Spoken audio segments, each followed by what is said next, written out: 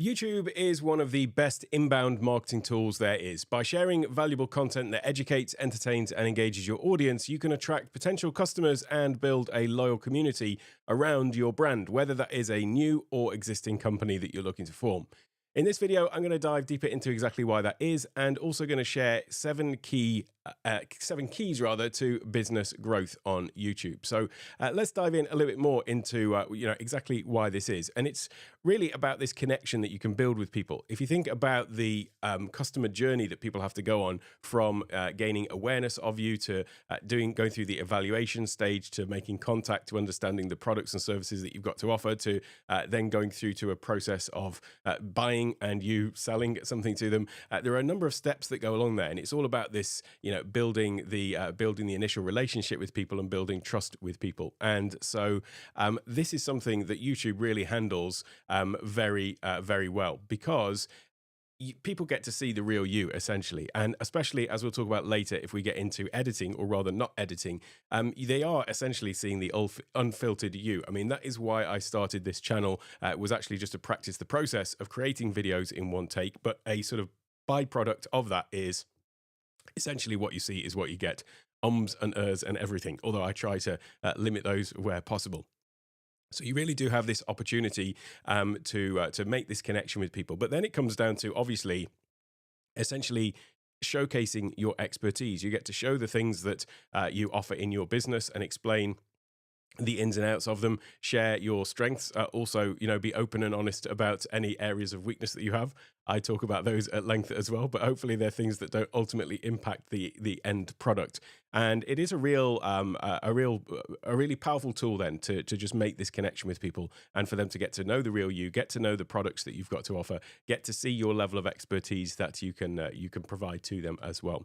So that's why it is so effective. And so what happens then is when it comes to the point of people actually reaching out to either make connection for a consultation or to visit your website potentially, or to go and look at a digital product that you've got or service that you're offering, they've already gone through a large portion of that understanding, that client journey before they make that contact. And so often when it comes to having that call, it's the complete opposite end of the spectrum compared to like a cold call, as you might call it.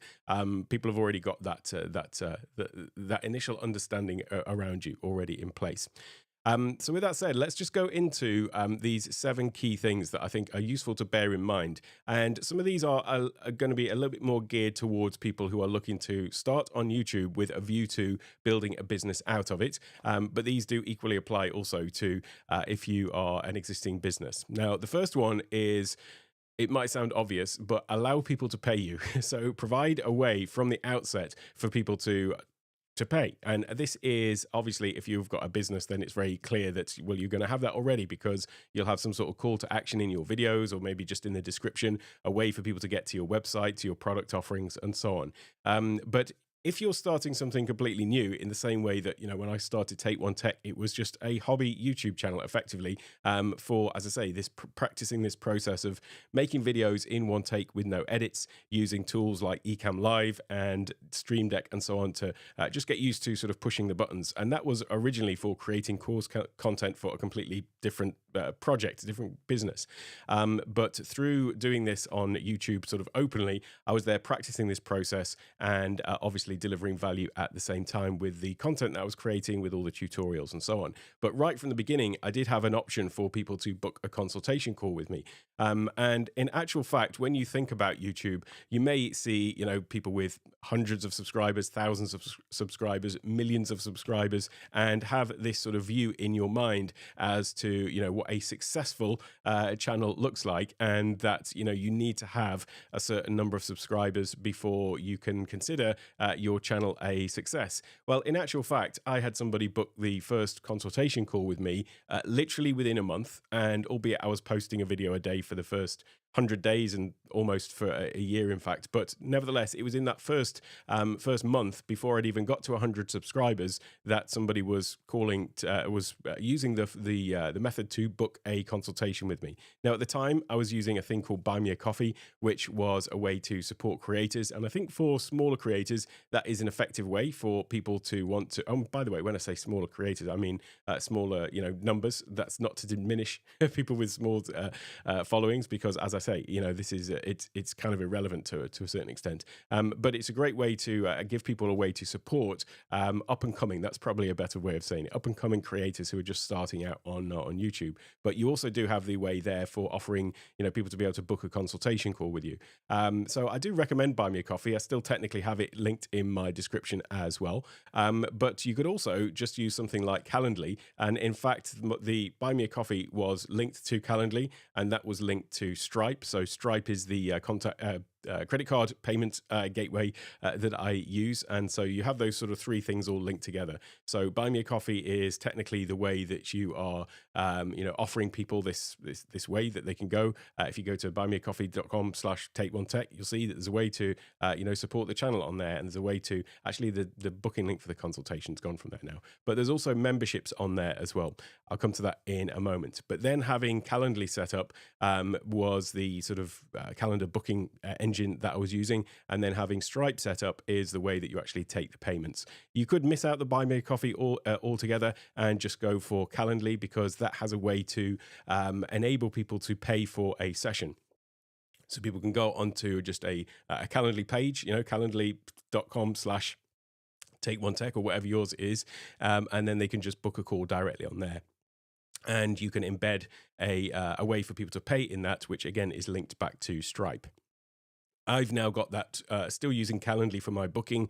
Payments are still going via Stripe through Calendly, or booked on Calendly, but via Stripe, albeit that's now just all embedded in my website. But yeah, getting that set up right from the outset. And you might think that, oh, well, I've only made a few videos, and I'm talking about instructional videos here, probably not so if you're doing like travel blogging or something like that, but who knows. But I'm talking more about this idea of building a business where you've got a product or service or area of expertise that you're looking to promote. Well, you only need to have made one video for somebody to see it and think, you know what, I like this person, I like their style of delivery, and I want to understand more about how to do this particular thing that they've talked about in this video. And the easiest way for some people is to just say, well, let me just get on a call with them, and perhaps they can talk me through how this applies to my specific use case. And that's really what these consultation calls are that I have all the time, is with people who have they've watched the video, they've maybe even done the full course, but they just want some one-to-one guidance to solve their specific unique problem, or even just sort of talk them through the process.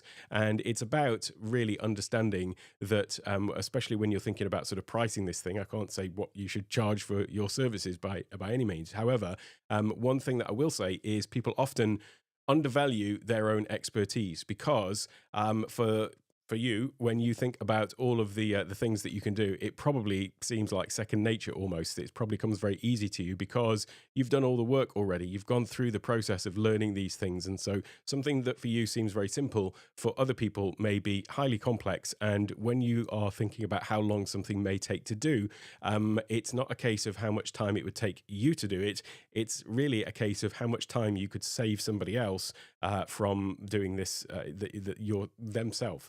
And so that's the thing there, how quickly somebody can achieve results with guidance and what that is worth to them. So again, I can't tell you what to charge for your time, but just bear that in mind, because I do find that it's something that happens all the time where people really undervalue their level of expertise. So having that in place, like from the outset, is definitely something that you should do, and it may or may not generate, revenue from day one, from the first video. But you might be surprised if you've at least got that right there in the description, and maybe even mention it in your videos. I mention it all the time in my live streams, like I'm doing right now, indirectly, not intentionally, but indirectly. I often mention about how you can book a consultation call with me down at this link. So you'll see me pop that up regularly throughout live streams. And it's worth just remembering to add those sorts of calls to action in your videos as well. The other thing then, kind of somewhat linked to this as well, again, I talked about calls to action, would be a way to collect email addresses. So it's all very well having, subscriber numbers and view numbers and so on. But unless you can contact these people directly to maybe give them some offerings, if you've got a new product coming out or special offers or things like that, then you're just reliant on people finding the information and so on in the descriptions of your videos or when you post a new video. So having a way from the outset to start to collect email addresses to then use them responsibly and hopefully deliver value. I will say that from the beginning on YouTube, I was probably slow to start to do this, and I could have started a lot sooner by offering free downloads and things like that that are a way to as I say, exchange a PDF, a guide in exchange for somebody's email, and then ask for permission to send further emails and then follow up with valuable content afterwards. As I say, I did not do a great job of this from the beginning. I did have some digital products that people could download. I had a few, I suppose I did have a few free guides and things like that. But my failing with that though was I wasn't doing a great job of actually following up with email after the fact in terms of like ongoing valuable email. And so what tended to happen then was I was sending out emails when I'd got a new product to launch or something like that. And so I felt that I never felt great about that, just basically having an email list that was only used for self-promotion. And so in that, I was probably not doing a great job of the self-promotion either, because I was always then conscious of not wanting to send out, four emails to promote a product launch, and so tended to go on the lower side with those sorts of emails. What I've been doing recently is I did start one newsletter last year, and this was coming out on a Tuesday. And then I literally just yesterday, actually, there was a new newsletter that I started that comes out on a Thursday. By the way, if you go to takeonetech.io, you can sign up to my newsletter right there on the front page. But those two newsletters are slightly different. The one that goes out on a Tuesday is called the Digital Stage Digest, and that is really a longer form written email that is related to all the sorts of things that I talk about in this channel. So some of it is tech, some of it is about business growth, and all the things that I talk about to improve your on-screen presence and grow a business online effectively. So that's more of a long form written thing. But then the Thursday one, which as I say, has just started going out yesterday, that one's more about sort of the behind the scenes. I did a series of shorts recently, and I've got more of those to come out, which were sort of behind the scenes in the studio. I did my studio tour last week's live stream, and folks are always interested to see how things are behind the scenes.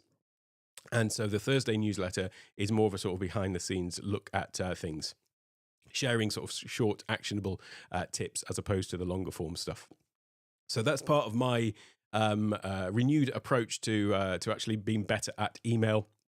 I've also been clearing my email list considerably as well. So I've cut it down to about I would say about a third of the size that it was. Maybe not quite a third.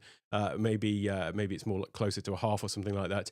But yeah, just taking out people who are not engaged with email. There's no point having a big vanity number of your email list if people aren't actually opening it. So really, the key thing to look for there is to make sure that you continue to send out the valuable content, and you want to try to get your email open rates to increase. And then if you've got a call to action in your email, which hopefully you have, then you're going to have an increase in click-through rates.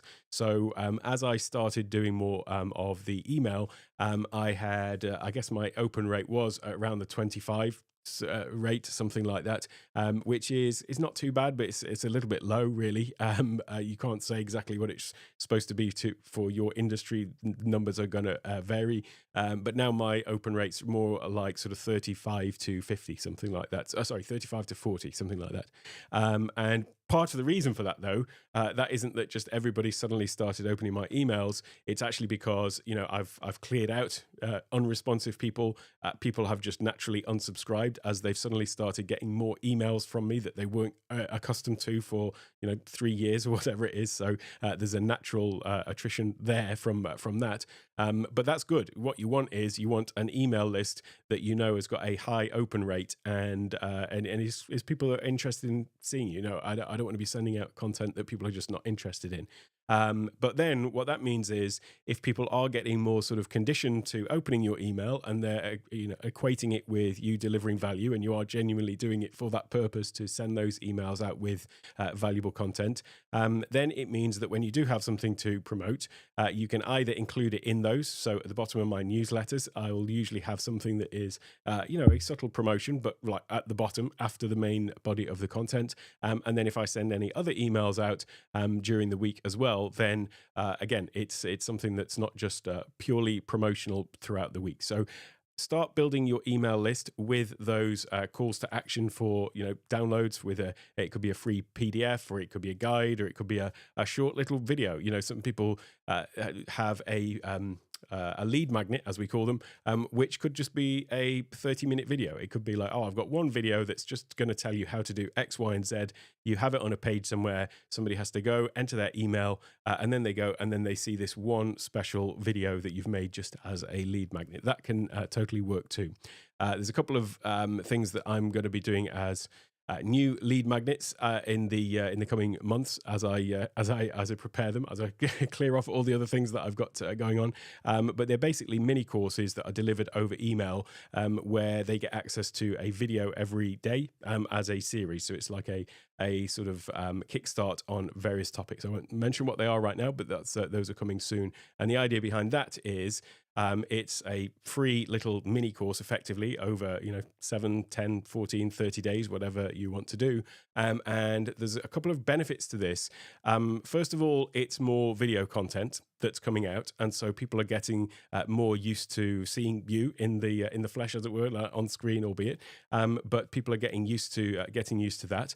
And also in the videos, you can include subtle calls to action and seed in the potential for an upsell. So with my Digital Stage Academy, for example, one of the email sequences is going to specifically be related to that. So you've got a 30-day launch sequence, for example, an email sequence rather, but then towards the end we're starting to seed in more about the next phase after the 30 days. And in my case, that would be the Digital Stage Academy. So by the time you get to the end of it, then it's also kind of increasing that way that you're taking somebody on the client journey throughout that. The other thing about this, though, is given that it is an email, a sort of mini email course, you're conditioning people to basically be associating the emails with value, first of all, from you.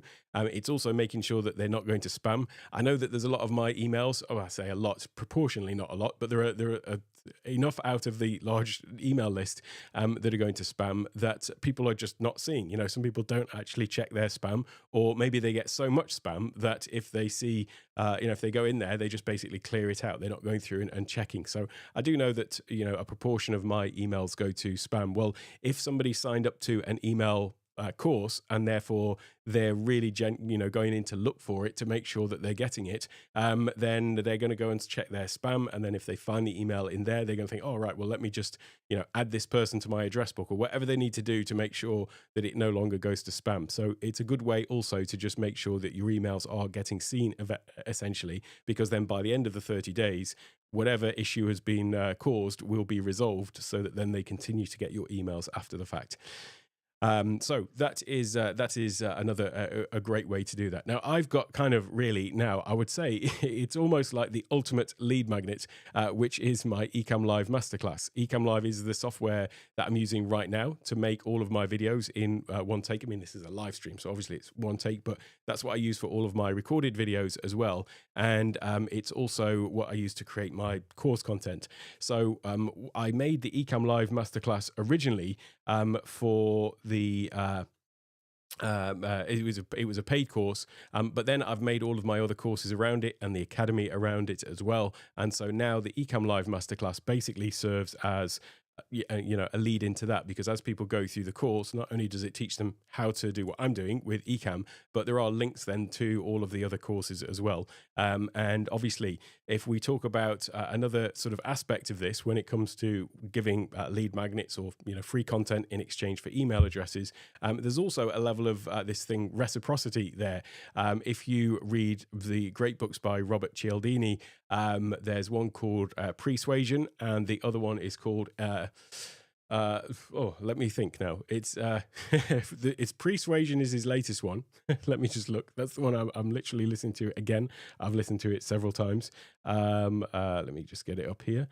I just completely blanking on his first one. Actually, it's Persuasion is his first one, and then his second one is called Influence. Is it the power of? I can't remember, but Robert Cialdini, that was hopeless, wasn't it? But it's all about this thing exchanging value for when you give something for free. There's this idea of reciprocity that they want to almost return it in some way. So there is like some psychology going on here as well when you do give out lead magnets or free content and so on. So there we go. So my Ecamm Live masterclass, I will just drop a link into to that if I've got it over here somewhere. There we go. Ecammlivemasterclass.com. You can get it there. And then I should also just drop my link into Ecamm as well. So Ecamm is the software that I'm using. So you can go to ecamm.com/take1tech. And there you'll find a link, by the way, to get 15% off Ecamm. So if you want to make all of your videos in one take, then that's the tool that I highly recommend. So those are the first two then, allowing people to pay you, obviously, and setting that up from the outset. And also start collecting email addresses from the beginning as well, because actually that's where your value is going to lie, is in the email list size rather than specifically your YouTube audience size. So that's something to just bear in mind. The next thing I'm going to talk about is this is more so related to a new content creator on YouTube looking to build a business.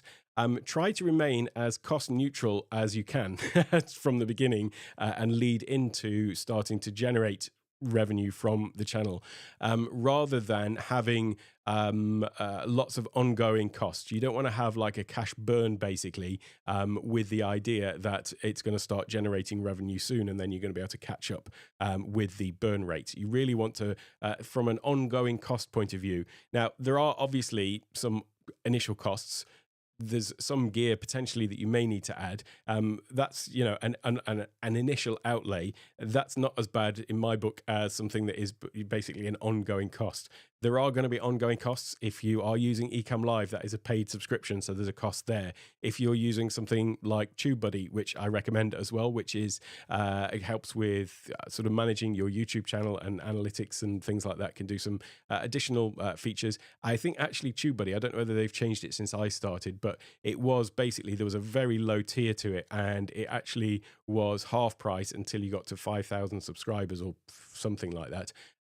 So it was a minimal cost, but it is still a cost. If you're doing anything with any of these AI tools that are coming out at the moment, there's a great one, Gamma, which I'll be doing some content on a bit later, which is for creating presentations and things like that. Well, that's got a monthly cost, and we know that there are lots of little monthly subscriptions. So you could say, well, those things add towards the cost of running a channel effectively. And maybe you're using Canva for your thumbnails, or you're using Photoshop or something. There's going to be those subscription costs. So I get that obviously there are these subscription costs. Those, I want to say, kind of like lower level costs. And they might be like $10 or $20 a month, but you get 10 of those and then suddenly you've got quite an overhead. But it's not so much that. I'm talking about much larger overheads where you're maybe, paying for VAs to be doing things, or staff or whatever to create content. Try to keep that to a minimum, because if you feel like you've got a burn rate going with it, then it's going to significantly reduce the amount of time that you can sustain it, unless it's unless to you it's minimal and it's no object or whatever. But try to make sure that it's not just basically costing you a lot of money. That's another reason though why to monetize from the outset with things like people being able to book consultations with you. The other thing would be just simply affiliate links as well. So sign up to any related affiliate programs that that would be relevant to your content, but also ones that would be relevant to the way that you're making the content as well, because often people are looking at your content it's a bit different with me, because my channel is by nature a tech channel, so I'm talking about the gear and so on. But you know, there are people who might be doing something not tech related, but sharing their expertise. But they've still got, you know, a cool light feature in the background, or they're using a particular microphone, or they're using a particular set of headphones or whatever. And if you just have links in all of your videos that say, you know, here's the gear that I've used to make this video, there are people who will be watching your video for the content, but there will be also people who are watching that are interested in like how you're doing it and will want to do that themselves, or they might just think, I like the look of that and I want to use that on that mic pop shield or whatever on my my Zoom call. So having links to those things down in the description is also another way that can increase that. By the way, there's a little story to that, which was I didn't used to have all the links to everything down in my description. I probably need to update it. By the way, I've added in a few more things since the default description that goes in. But I didn't used to have all those links in. And one of the functions of TubeBuddy allows you to do a find and replace in your titles and your descriptions. So at the time, I think I'd done 150 videos or something like that. And I was set up as an Amazon affiliate, but I only ever used to link to just the thing that I was talking about in the video. So if I was talking about a product, I'd have the Amazon link to that product, obviously, in the video. But then at some point, I figured, not that I discovered this, but I just noticed others doing it, I should probably just have a list of all the gear that I'm using down in my descriptions. And the find and replace function on TubeBuddy was one of like the higher tier features. So I upgraded to the higher tier feature in TubeBuddy to enable me to use find and replace. I then went through and find and replaced all of my YouTube descriptions with my complete gear list. That actually increased my Amazon affiliate revenue by more than the cost of TubeBuddy. So it's kind of like that one feature in TubeBuddy actually replaced, paid for itself effectively. But all of this to say is, you know, that's another way to increase the revenue that you've got to try to offset some of those ongoing costs. So that's number 3, is try to remain as cost neutral as possible, or keep the negative number to a minimum wherever you can, and like I say, offset that with whatever you can. And by the way, I've talked about free lead magnets. You can also do like low cost lead magnets, and that effectively is what my Stream Deck icon packs are. So I talk about Stream Decks, which related to the content on my channel. I haven't made a new one for I want to say about 3 years actually now it's coming up to that I've not made like a new icon pack on, or paid one on the store. But by the way, you can find those. I'm doing all my own promos here. Stream Deck icon packs, take1tech.io/store. But those range from I've got a couple on there that are $2, a couple, some that are $10, and I think there's one that's 15 or something. But actually, the revenue generated from those from the beginning was also, you know, counting towards. If I sold a couple of icon packs a month in the beginning, then that was offsetting, you know, one of my other subscriptions. And now as the channel's grown, those things there are like little assets really that you create because they become revenue generating ultimately. And I haven't had to do anything more with them. But I think even just this morning, I had like another 3 sales of icon packs. So, you know, they're still sitting there and generating revenue. So those things that you can create that are going to continue to drive email subscribers, and if they can also generate a bit of revenue, as in be a low cost thing, then that's also good as well. And if you've got related products to those lead magnets, there's another step here, which is if somebody, in my case, is downloading a Stream Deck icon pack, then I should totally be saying, also, here's the Stream Deck Masterclass. Or if you've got a product or service and you've got a guide that you'll provide, like a PDF guide, if you haven't checked out Gamma AI, I highly recommend it. It's for creating presentations, but that includes traditional presentations, but also creating documents. So if you've got a body of work or something that you've created previously and you want to turn it into a lead magnet, dropping it into something like Gamma AI, I'll be doing some videos all about this, but you can easily create these sort of PDF document style lead magnets. And then you would have a call to action in that, you know, if you found this helpful and you want to take it further, then, you know, book a consultation or whatever. So you can lead in from one thing to another, or to your other products. So 1, allow people to pay you, start collecting email addresses, and 3 was remain cost neutral.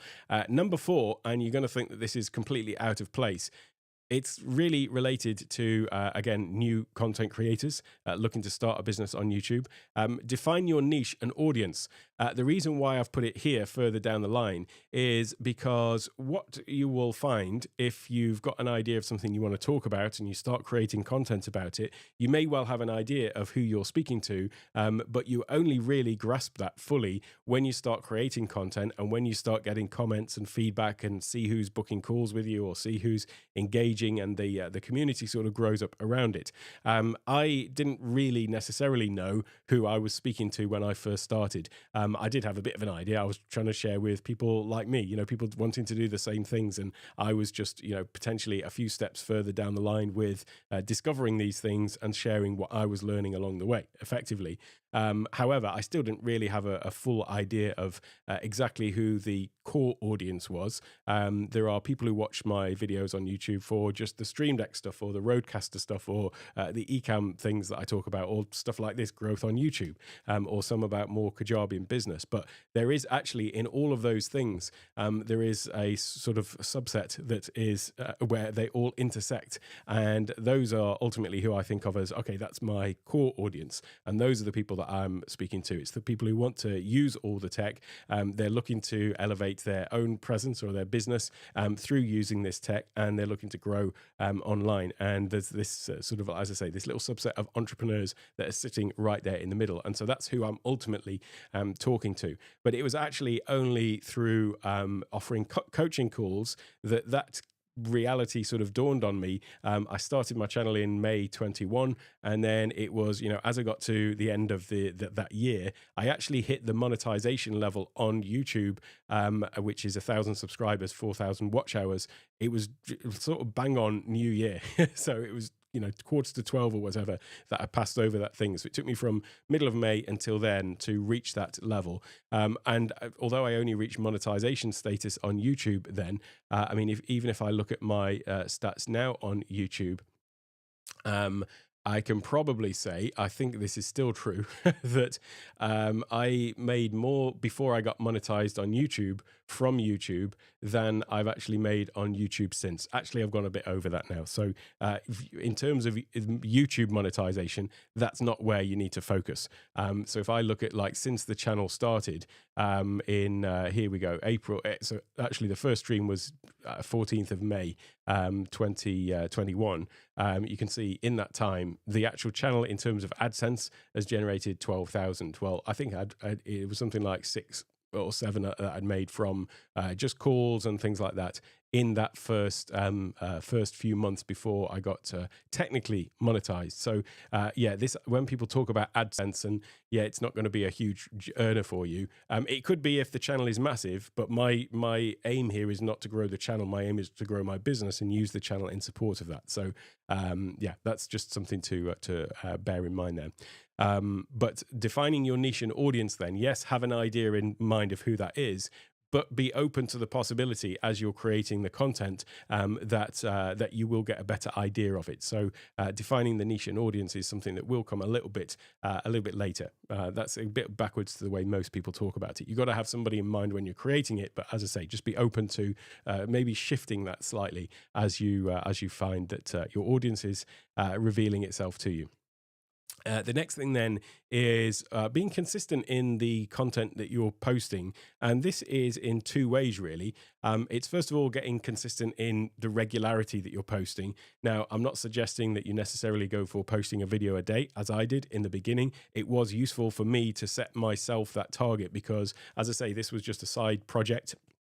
And I would wake up at 3 o'clock, 4 o'clock in the morning to 6 o'clock was my kind of YouTube time. I made basically a 30 or 40-minute video and posted it, made the thumbnail, did all the management of the channel in that time. And I wouldn't have been able to do that, by the way, without Ecamm Live and without the no editing. If I'd had to edit, I would have been making a video a week probably because then I would have got into a whole series of other issues, which was why I was looking for the one-take method in the beginning.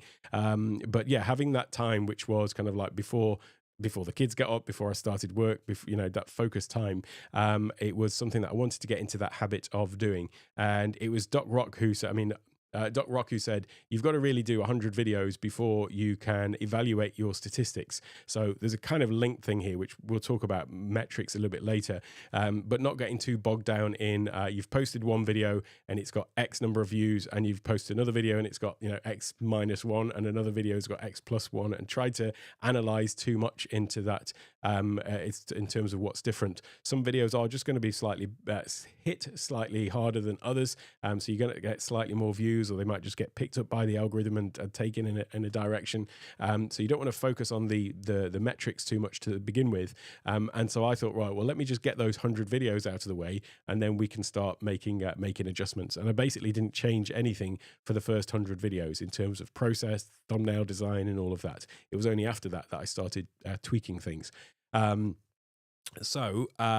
having a consistent content approach. It doesn't mean, though, posting a video a day, whether it's one a week, one every 3 weeks, whatever it is, then it's fine to just sort of stick to that. And it's probably more so as well for your own habit building, so that you are getting into that process of posting consistently. The other thing, though, about consistent content is making sure that the content you are posting is all sort of along the lines of a consistent message. Now, if I wanted to absolutely just nail my channel and grow my channel with maximum effect in terms of numbers, I would just focus on Stream Deck content, because that always does the best out of all of my content. It's kind of obvious, really. It's cross-platform, so it's Mac and PC, unlike all the Ecamm stuff that I post. There's a much bigger user base of Stream Deck as well. Same with Rodecaster. That usually performs well as well, but it is always, for me, the Stream Deck content that performs the best. So if I was purely focused on growing the channel, I would focus on like some hyper niche down aspect of it, you know, productivity with Stream Deck or whatever. However, that isn't my focus. My focus is on serving the core audience, and so that's why all of the stuff that I have on the channel might not necessarily feel consistent, because there's some Stream Deck stuff and some Kajabi stuff and some Ecamm stuff, but it's all basically serving that little subset there in the middle where everything all intersects. What I wouldn't recommend, though, is having multiple different, completely separate themes on the same channel. So if I've got a tech channel, but then I happen to also like cooking, then not merging those two things, unless it's cooking in tech or something like that, tech kitchen gadgets or something. But what I mean is, don't start doing recipes one day and gadget reviews another that are related to studio gear. So if you've got something which is clearly a separate niche, don't have those things on the same channel, because basically you're just going to be putting off the ones, you're only going to attract the ones that are that intersection of these two very different topics. So that's what I would recommend there. So consistency of content type, but also consistency of content posting as well. Incidentally, I talked about me posting daily for the first year or something. I do think that doing live streams is a helpful thing for audience building. And by the way, I'm just rattling through these. I will get to the chat. So hi to hi to everyone in the chat. I will get to the chat comments in a moment. I do think that live streams are useful for audience building, but I'm convinced, and the sort of numbers sort of show it out really, that there is a different view that people have to live streams versus recorded content. Just because people have a higher expectation, I think, of a recorded video, which they would assume to be edited. I still get people commenting on my videos saying, that I couldn't see the edits in this. It's because there aren't any. They don't very kindly mention, I couldn't see the edits, and by the way, you left in a load of ums and ers and mistakes either. So fortunately, nobody mentions those. But the idea of live streams to build that audience engagement, I think, is useful to be able to take questions and again show your expertise live, as it were, with no hiding behind an editing suite. But there is this definitely difference there between recorded videos. Now, if we just go back to my analytics for a second, this has been the journey of my channel, basically all the way up until the end of last year. it was on a an upward trend. So you can see that the line, if I drew a line of best fit through that, then that's basically an upward trend. In actual fact, as you go through this, what I noticed was, and it's kind of lost in this really zoomed out picture, but if I were to zoom in on this area just down here, what you would actually see is that it went along for a little while. I did one video that suddenly got a few more views than the previous videos, and that then jumped up my number of people watching, and so there was this little step up. There was then another video that performed well here, and then I got another little step up, and then another video here with another step up. And so this has actually been a series of steps, and you can see it very clearly here where there was this one video that has like a big spike, and you can see on the left side of the spike, I'm tracking along at a lower daily view rate than on the top end of the other side of the spike, rather here. Same with these ones. So that's, you do get some people occasionally go viral with a video and then their channel just takes off. That's not what happens with the majority of people. The majority of people, you're going to go along fairly consistently, sometimes more, sometimes less, and then there'll be these incremental steps up. Now, I was creating the bulk of my content in this area.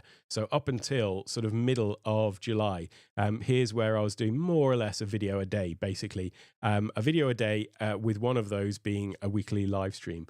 I then got very inconsistent throughout 2022, where I was posting more like, maybe a couple of videos a week or something like that on my live stream. And then it was in the beginning of 2023 when I was basically only posting my regular weekly live streams. And then I think I recorded a video a month. It was like 11 recorded videos in 2023. Last year, I think I posted 7 recorded videos and my weekly live streams. So what has happened then is, in my estimation here, that these videos down here were still relatively recent. And when you were in 2023, it was a video that was like 2 years old or 2.5 years old. Now what's happening is that content is getting old, and so if people are looking for Stream Deck videos, maybe one from 3.5 years ago is not going to feel as relevant. So I did notice that my numbers on YouTube were declining all through last year, and they've just started to pick up a little bit as I've started producing more shorts, and I will start producing more content, long form content.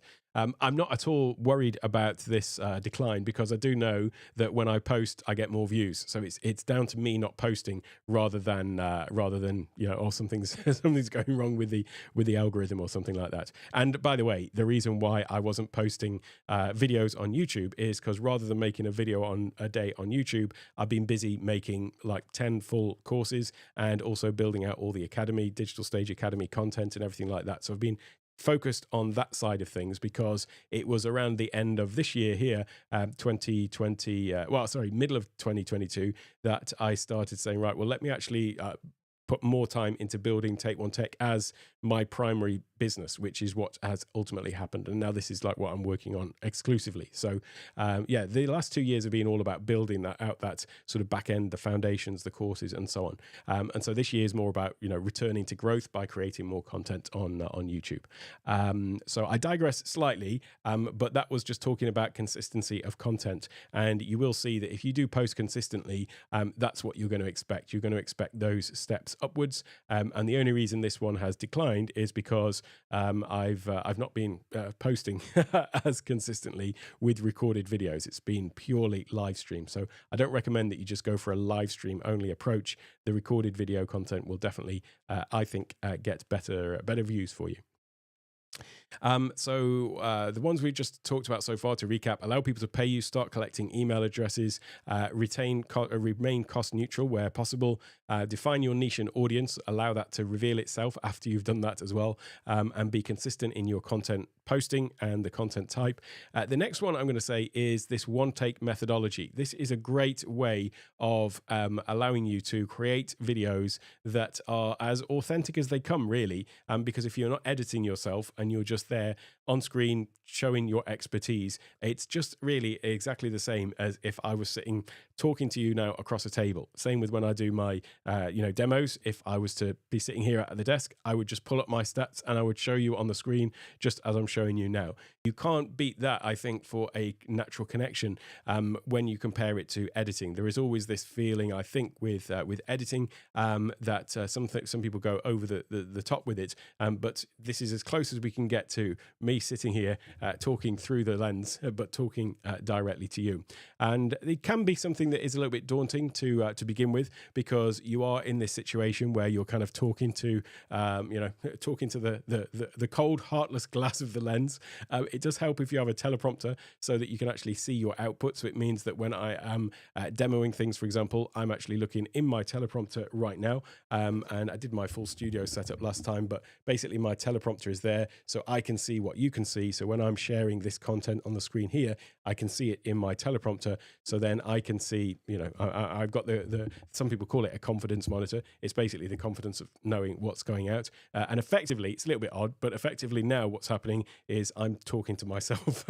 But usually when I'm creating a video, I'm thinking about somebody in particular that I'm making the video for. So I've had a number of conversations with people just very recently who are either starting a channel or they are in the process of growing an existing channel. And so some of the things that I'm talking about here are directly related to challenges or things that people I know are either facing or will be facing. And so it's a case of understanding that you're speaking to somebody. So it really helps to do that.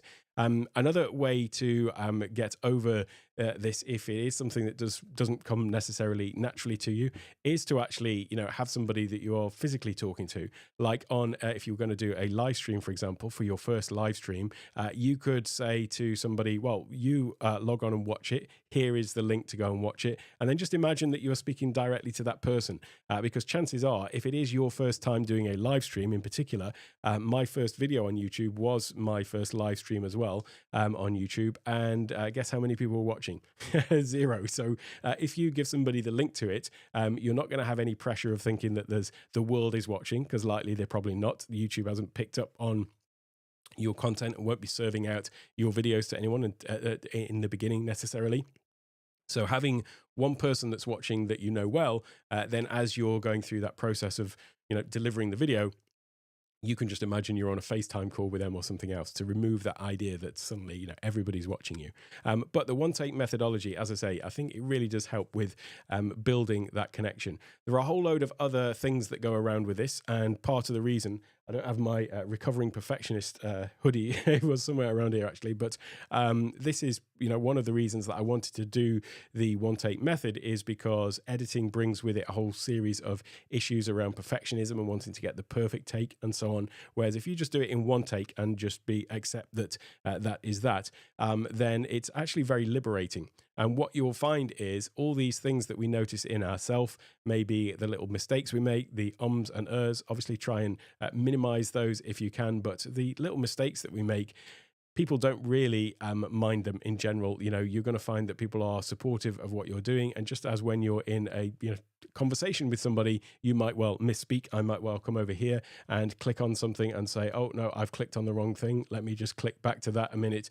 It doesn't matter if you make those little small slip ups, because it just adds to the realism. We're all human. We all make those little mistakes. So it gives it that additional feel that you are just actually sitting with a person and talking. And so as long as you're not making sort of glaring errors in financial advice or things like that, then it's fine to make the odd mistake here and there and misspeak, as long as you're just open about it and correct it and roll with the mistakes. There are very few of my videos, in fact probably none of my videos, have ever gone exactly as I was expecting them. There's always some little thing that's slightly different than I had envisaged. Not that I sort of majorly planned them out or anything like this. I mean, for this one I've got literally 7 points written down, so that's the extent of it. I haven't got scripts or anything like that. And that would be another thing actually related to the one take methodology, is I did do scripting when I was doing my videos for editing. And it was kind of a necessity in order to make sure that I read what I needed to read. And then when I was going in and trying to do the editing, that I had all the pieces I need to sort of stitch together after the fact.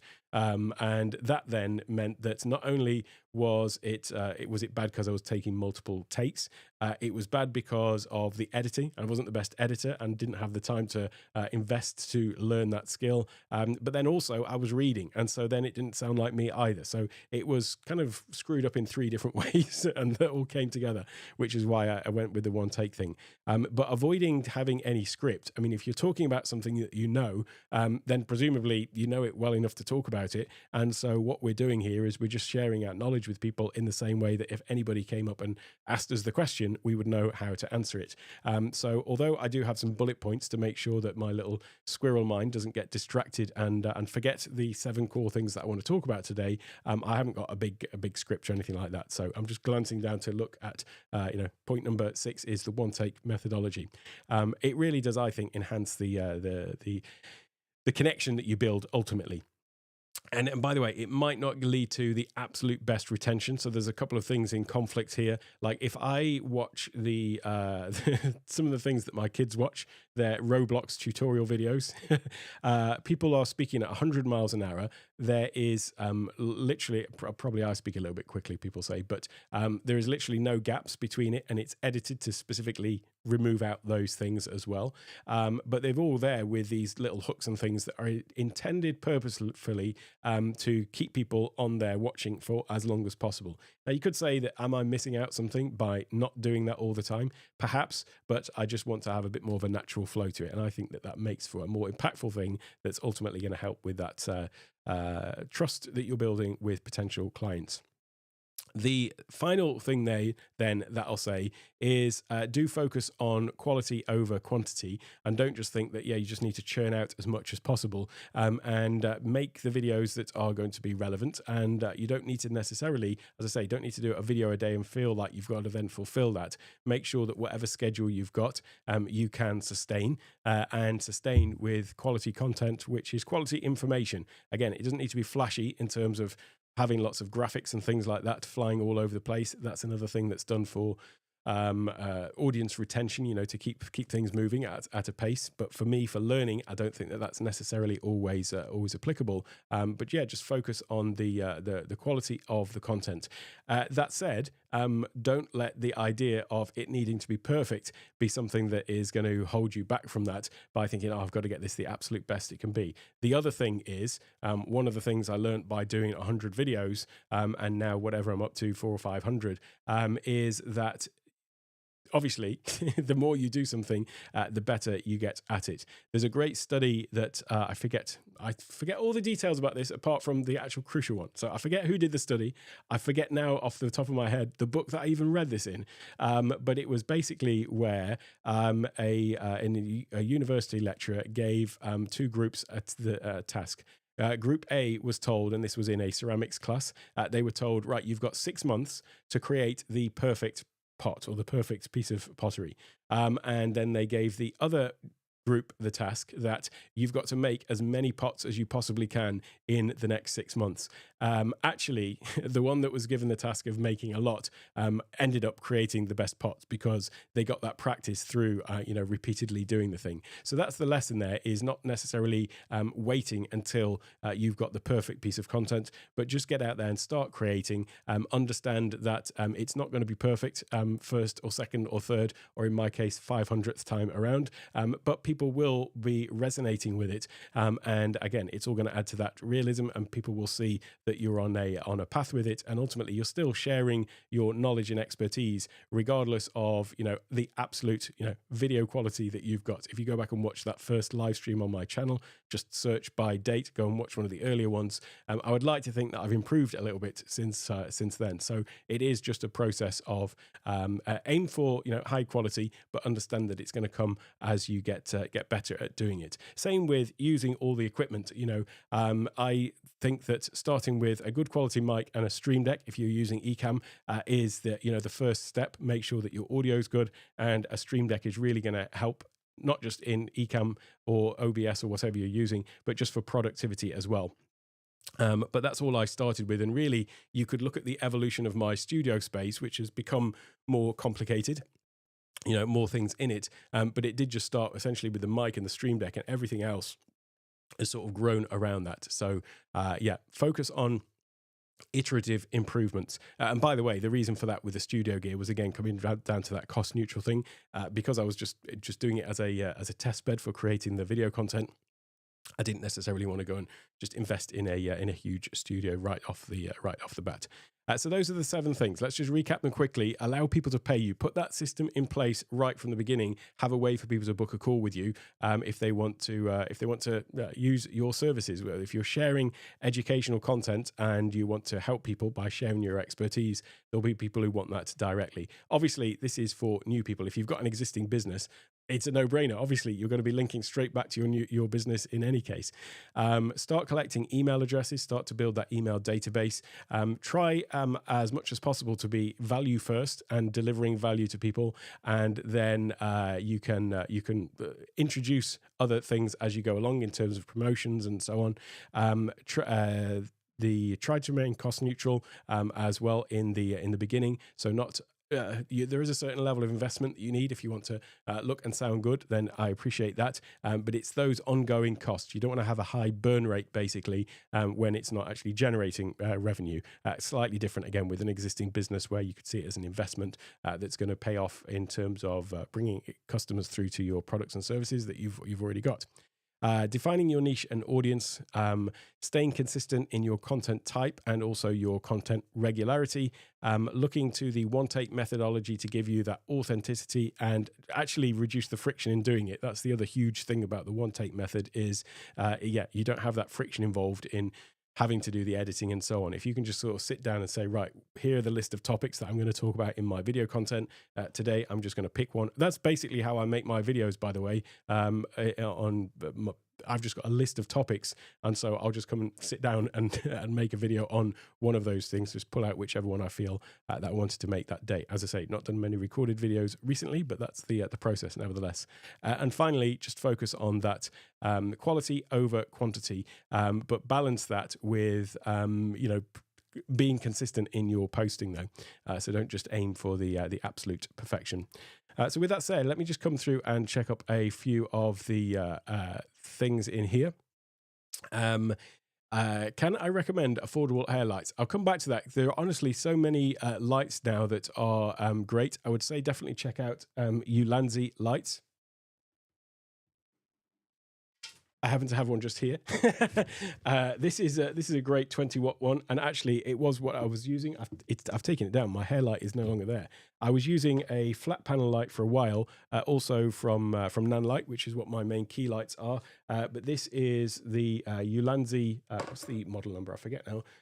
But this is a 40-watt, and so for a hair light, or a backlight, as I prefer to call it, for obvious reasons, it doesn't need to be as powerful as the main key lights. And this one's got this dome reflector, but I've also got one which is a lantern. I've also got one which is a dome that's more sort of directional with a grid on it. So I do recommend Ulanzi. They make great equipment, so that would be a good one. But there are really lots of different models on the market as well.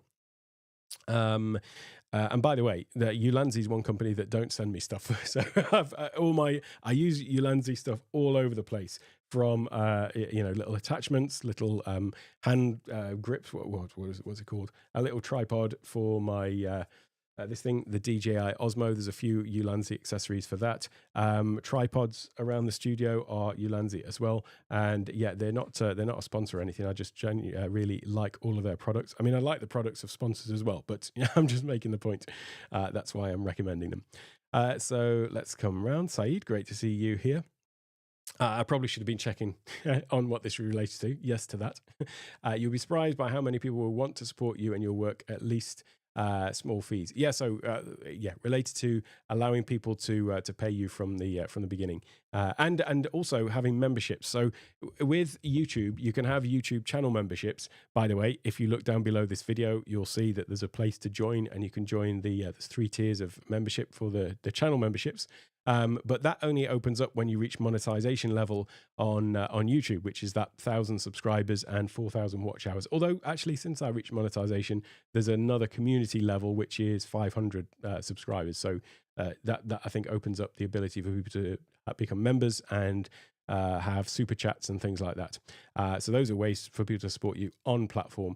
But things like Buy Me a Coffee or Patreon, they allow people to sign up as an ongoing support from the beginning as well. So yeah, that's definitely an option as well. There will certainly be people who will want to do that. I've still got Buy Me a Coffee members that have been there like from the beginning.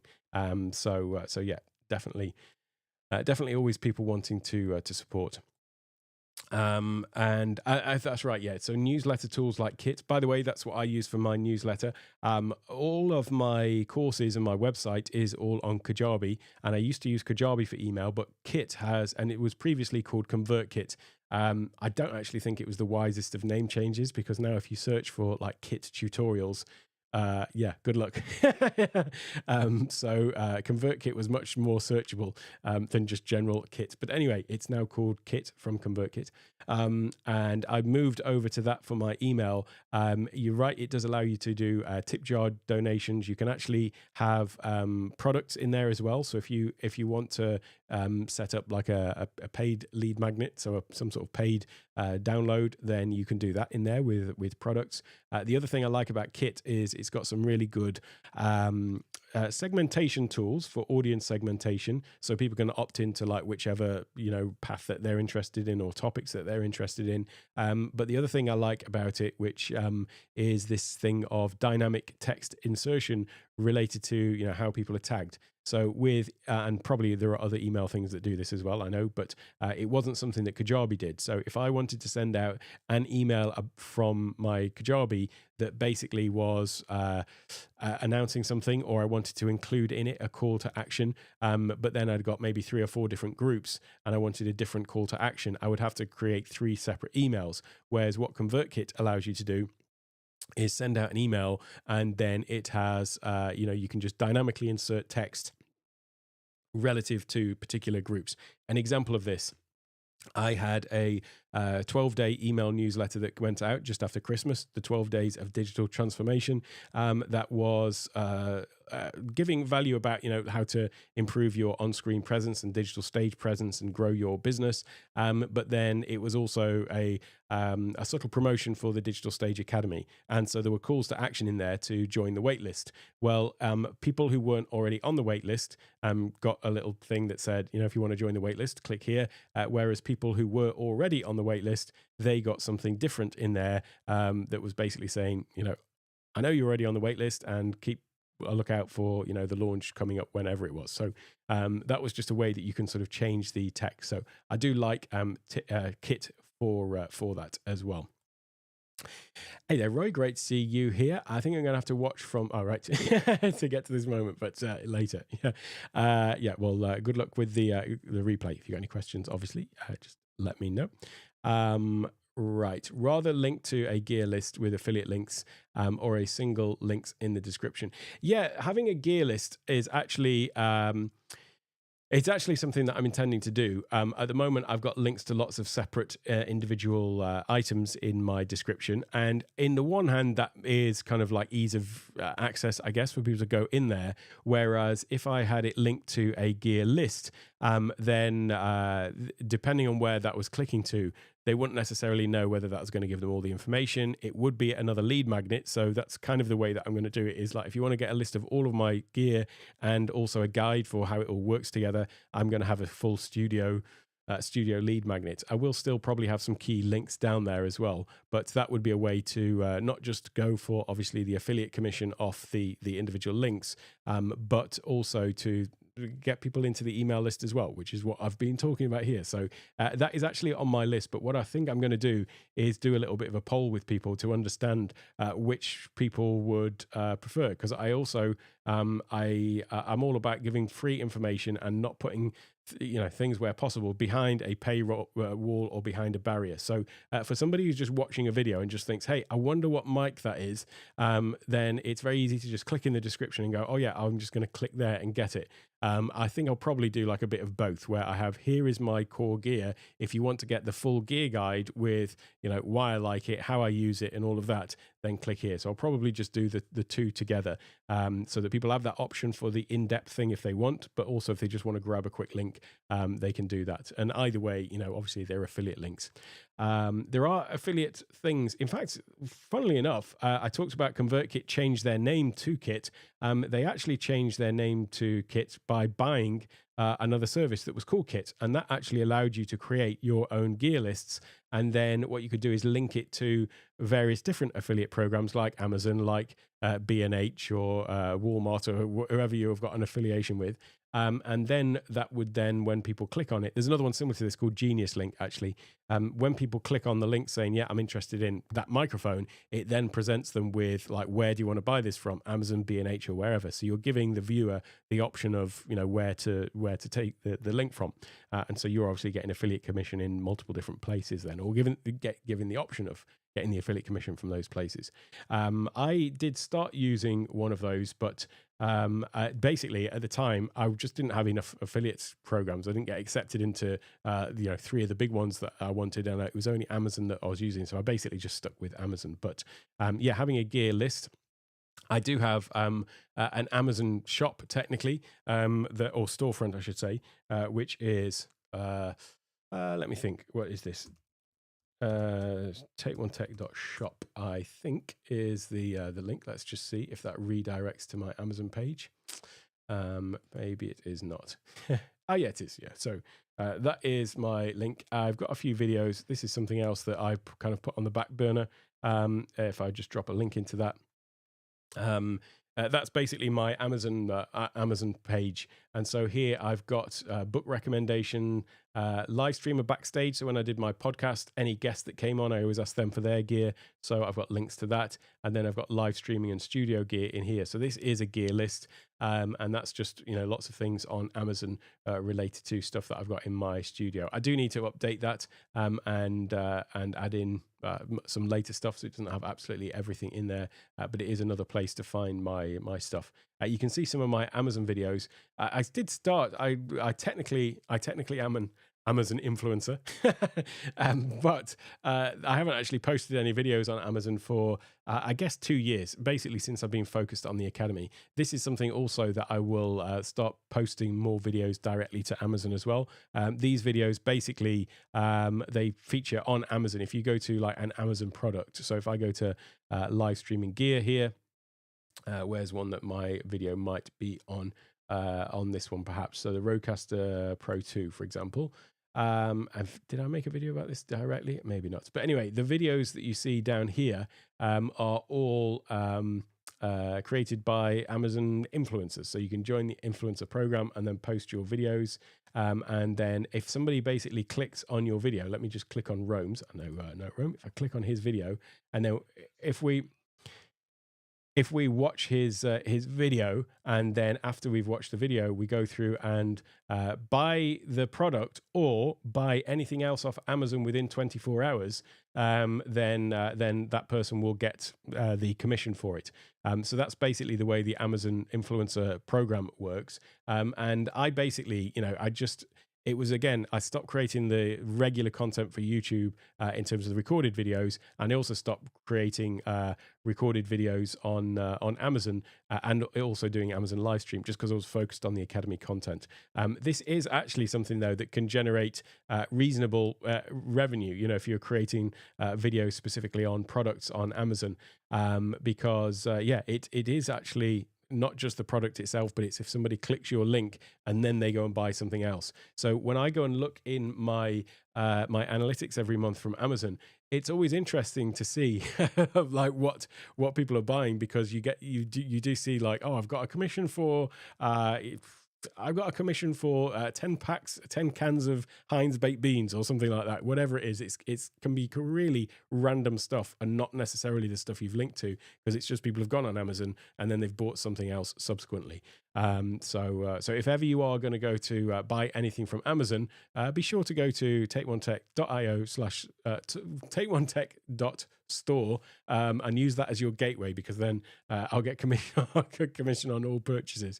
But that's another good way to support your favorite creator, not necessarily me, but anybody else. So yeah, having that in place. I digress a lot here from what the actual question was, though, or the point there. Oh yeah, we're talking about affiliate links. So yeah, a bit of a digression there into Amazon. There is another thing, though, there with what I've just said. Be conscious of, when you're starting out on YouTube, seeing all these opportunities to, and it's easy to go down these rabbit holes of thinking you could, well, maybe I should start, if I'm creating content for YouTube, maybe I should multi-stream to YouTube, to Twitch, to LinkedIn, to all of these different platforms. And then you sort of lack the focus on one. So definitely focusing on one does seem to make sense. Let's have a look. Oh, that's exactly it. Yes, Saeed, thanks. The book that was in was Art and Fear. The thing about the pottery story. That's exactly where it was. Thank you. Yeah, sometimes my mind goes blank often when I'm trying to think of these things. I've made 80 live streams so far in 2 years. Should go over 100 this year. Great work. Congratulations on the consistency there.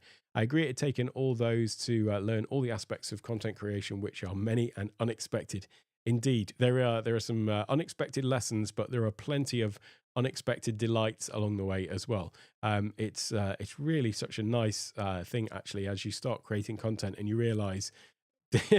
It sounds so cliche, but you realize you're making a difference in people's lives with some stupid little automation trick or something that this is in my case, that there's some little thing that I do with automation, and then I'll like post a video and then somebody comments like, oh my god, this has changed my life, and it's like battery naming files or something, but they didn't know it existed. So there's a real joy personally that I've found with that connection that you make with those little small connections with people who have found the content impactful and helpful to them, really. So I highly recommend it from that point of view. It's almost a crime if you've got all of this knowledge and yet you're not necessarily sharing it with people. You're not giving people the opportunity to learn from your knowledge, essentially. So yeah, it's always nice to get these comments and questions and things like that back. So Saeed is also saying, I'm still on the right scene. Do you use any community feature of YouTube? Not so much YouTube, really, actually, I guess. I have YouTube channel memberships, and there is the what do they call it? The community posts. But I'm not really using those as well as I could. I could probably do more on that. I do post like static images or again, promos. I'm not really using polls as much as I should there as well. That would be a great way to ask for feedback. I've done one of those recently. By the way, I should probably have set up a poll in the chat now. But one of the things I am looking to do is I wonder if I can actually do this. Can you do this on the fly as you are working it out? Let me just have a look and let's click. Let me just start a poll. Here we go. I'm going to start a poll now. And the poll is this: would you like me to run a live cohort style eCam live course? I've had so many people ask me for this, and so I'm going to start that poll now. I did run this as a poll in a post, and so now I've just dropped that into the chat. So give me your answer to that. Click yes or no to say, would you like me to run a live cohort style eCam course? We'll just let that running while the chat's going. But that's something that a lot of people have asked. That thing that you mentioned earlier, Saeed, about the links, would people want a list of just the links to all the gear in the description, or would they prefer like a link to a guide or something like that? So we could certainly ask that. Hey Jeremy, great to see you. I feel like the community feature needs work and is certainly late to the game when it comes to engaging your audience. Yeah, I kind of agree. I tell you what else I think is really terrible is the managing of the comments in YouTube. I wish that they could make it almost like an email inbox, because what happens is you see all the chat. Oh, so not the chat. I'm talking about the comments rather. You see all of the comments sitting there in the comments on YouTube Studio, and then by default it filters to ones that you haven't responded to. So that's good. You can kind of see them in chronological order and go through and answer the questions. If you go into a video, you can see the comments related to that video.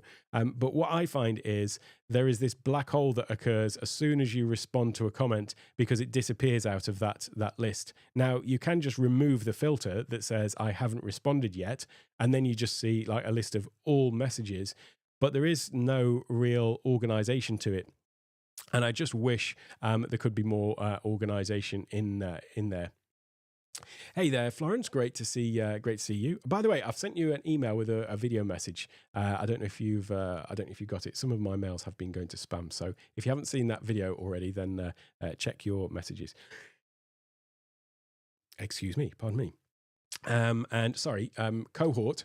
A cohort style course, as in a live course where it consists of live sessions you go through as a group. So basically a live group course, I guess. So that's what cohort it means in that context.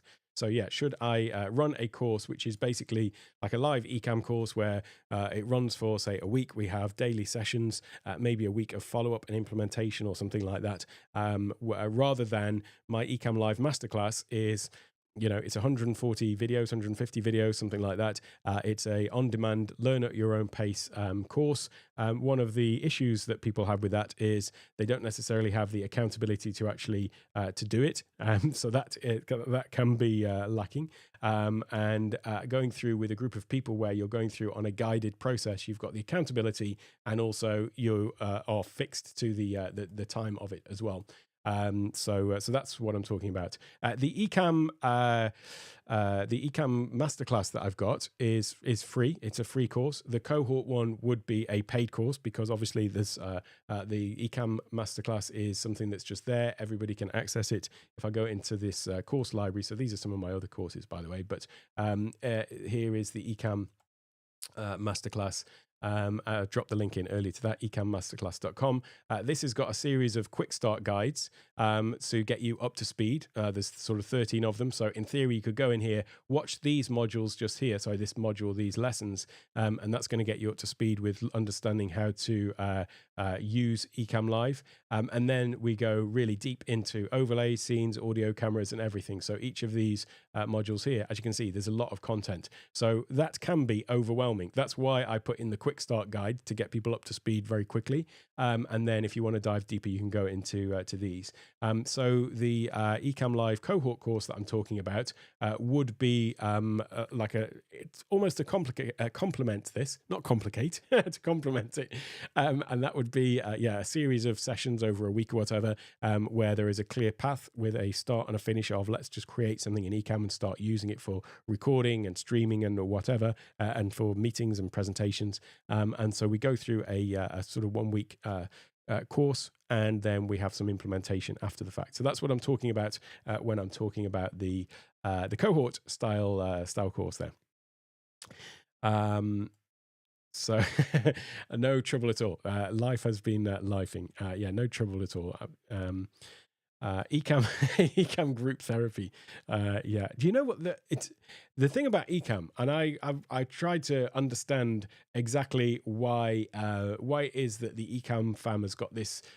Like I feel a really tight connection. Like if you're in the eCam Facebook group, everybody's trying to help each other out. And people who are, ostensibly, let's say, in competition, in theory, the businesses that they're running may well be like, exactly the same niche, exactly the same topic. They're doing exactly the same things.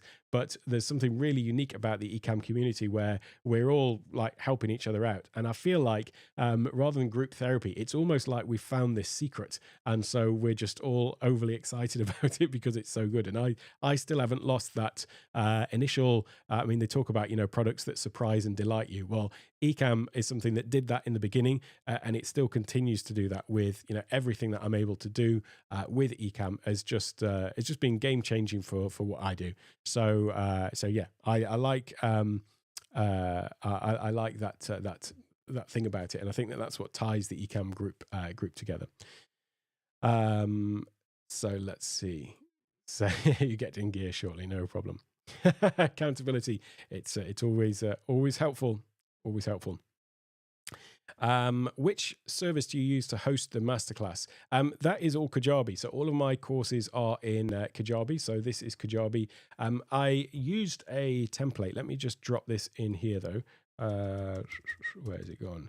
There we go. I used a third-party template from Jiffy Courses. So it's called Gamify Pro.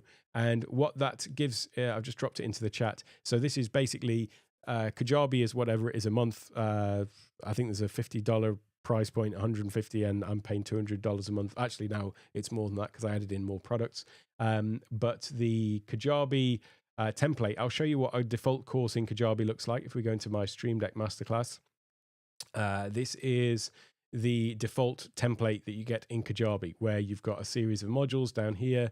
You've got this sidebar. You can click into one of these modules, and then you're going to see the lessons. You can have sort of sub-modules within this as well. And this is kind of like a later Kajabi template that is the default. There was an earlier one which had this sidebar, and there's a great person that I know that I respect a lot, and she talks all about learning design. And one of the comments that I got was, yeah, having a better way to navigate is something that's helpful. And so that's what I tried to implement in the Ecamm masterclass, was this easier navigation, because here you can just clearly just get to whichever video you want. You're not having to dive deep into things and not be able to find your way back out. So it's easier to navigate. But there is a template in Kajabi that does this, one of Kajabi's own built-in templates. It just isn't as customizable. The other thing that this one though does is it's this gamify. It's called Gamify because it gamifies the process. And basically, as people go through the course, it opens up these different badges. So you can see that some of them are grayed out. So as you go through the whole course, you go from rookie to expert. And then as you complete certain sections, like the audio section or the Zoom section, it's showing you these little icons here, these little badges. So people are kind of, it's this gamification thing, incentivized to click through. But also there is automations attached to these, so that when people reach a certain point and they get a badge, it also emails the badge and says, hey, if you want to share this out on social media, it's a little square type thing with the image on, but it's also got a link back to the course. So I recommend people actually go sign up to the affiliate program for Ecamm in the Ecamm Live Masterclass. Sign up to my affiliate program, that is, and then when they're sharing their milestones out, share also the link back to the course, because the course is a free course. So it's actually a lot easier, I think, for affiliates to share free resources that are valuable, and that brings people into my course, but they're still tagged against that affiliate who sent them. So then when people go through the course and they reach the, let's say the, I don't know, Stream Deck section, when they get into the Stream Deck module, there is then a lesson in here, which is, I talk about Stream Deck, how to use it with Ecamm and everything like that. But then I've got a specific lesson, which is become a Stream Deck master, and it's a link to the Stream Deck masterclass, so they can just sign up from there. So from an affiliate's point of view, if they refer somebody to my free course, then people can click through from there to buy the Stream Deck masterclass, and then that affiliate who recommended them will get the commission. So there you go. That's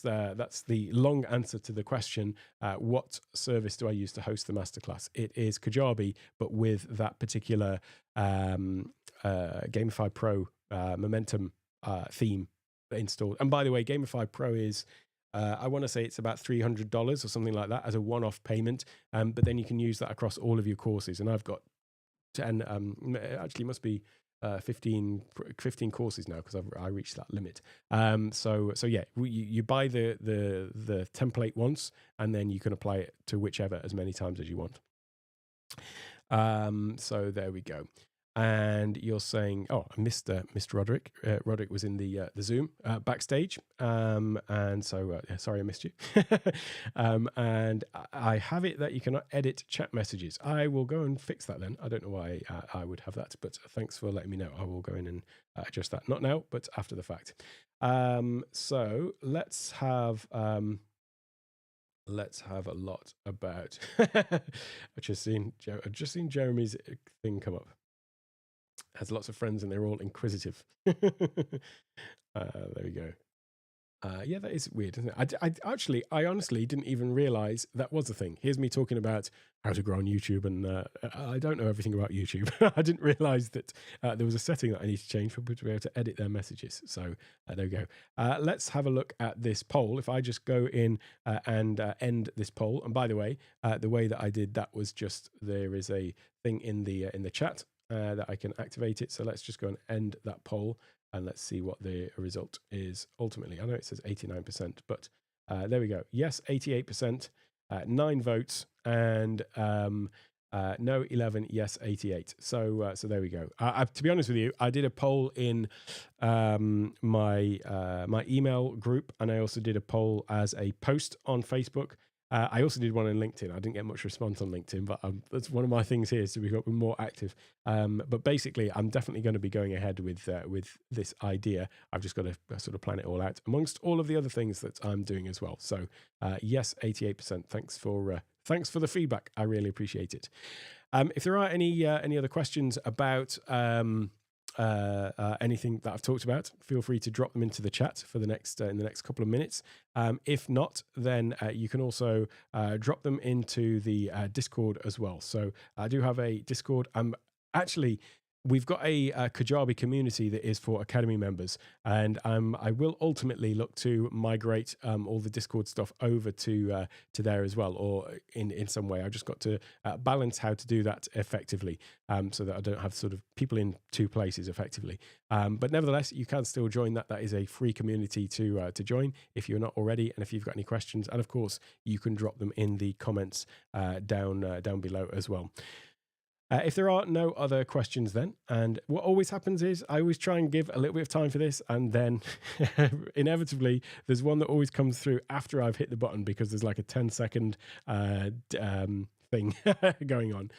So let's see. I can confirm you're more visible on LinkedIn in the past weeks. I see a lot of your posts, but not always engaged. Oh, well, thanks. I'm glad someone's seeing them. I did post a series of vertical videos on LinkedIn that I also posted to other platforms. But one of my things for this year is to become more active on LinkedIn. As I say, past 2 years, I've just been focused on creating the Academy content, all of those courses that you just saw in that course library. Whilst you may not have been in, done these courses or been a member of the Academy or anything like that.